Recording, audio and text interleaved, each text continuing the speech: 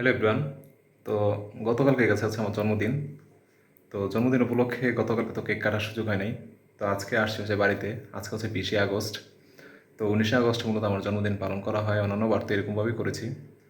তো আজকে যেহেতু আমাদের ফ্যামিলিতে জনসংখ্যা একটু বেশি, তো সেই কারণে দেখা যায় একটা কেকে আমাদের কিছুই হয় না, সবাই চায় মন মতো খেতে। তো যার কারণে আজকে দুইটা কেক আনছি। কারণ হচ্ছে আমার ভাগ্নিরা যারা আছে তারা চাইছিল আছে যে মিনিমাম দুইটা কেক যাতে আনা হয়, যাতে তারা নিজেরা একটা বসে ভালোভাবে খাইতে পারে। তো তাদের কথাটাকে প্রাধান্য দিয়ে মূলত আজকে নিয়ে আসা হলো। তো ভাবলাম যে সবসময় তো আসলে আশা করেও সুযোগ হয় না, আর পায়ও না।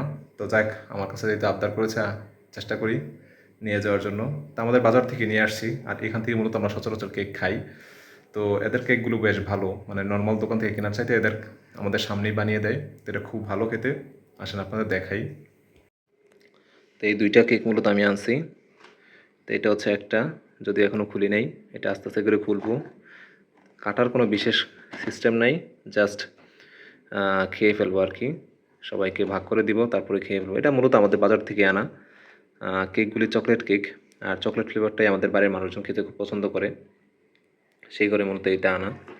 তো এইটা দুইটা কেক আনছি, আশা করি এরা খুশি হবে। তো কেক এখন কাটবো।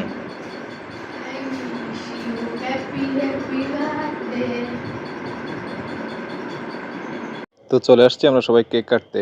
তো আমি দুইটা কেক আনছি। তো এটা অনেকেই জানতো না যে আজকে দুইটা কেক এনেছি আমি। তো সবাই মোটামুটি বেশ খুশি হয়েছে যে আজকে দুইটা কেক আনছি। তো আমাকে সারপ্রাইজ দেওয়ার জন্য হচ্ছে তারা প্রথমে দরজা জানালা সব অফ করে তারপর হচ্ছে ডেকোরেশন করেছে। তো জিনিসগুলো যদিও অনেক সুন্দর, আর আমার কাছে তো বেশ ভালোই লেগেছে, যেহেতু আমার কাছে এটা নতুন একবারে, মানে আমি যেহেতু জানতাম না, তো সেই হিসাবে এটা ভালোই হয়েছে। তো মোটামুটি সবাই আছে, মার জন্য একটু ওয়েট করতেছি, দেখি কখন মা আসে। আর যেহেতু আমাদের ঘর বেশি, রুম বেশি, তো এক রুম থেকে আরেক রুমে, এক ঘর থেকে আরেক ঘরে যাইতে হয়। তো মাকে ডাইকে আসছি, তো এখন মার জন্য ওয়েট করতেছিলাম। তো যাই হোক, এখন কেক কাটবো। তো এটা হচ্ছে রিহান। তো হচ্ছে রিহান আর আমি হচ্ছে একসাথে মিলে কেক কাটার চেষ্টা করতেছি।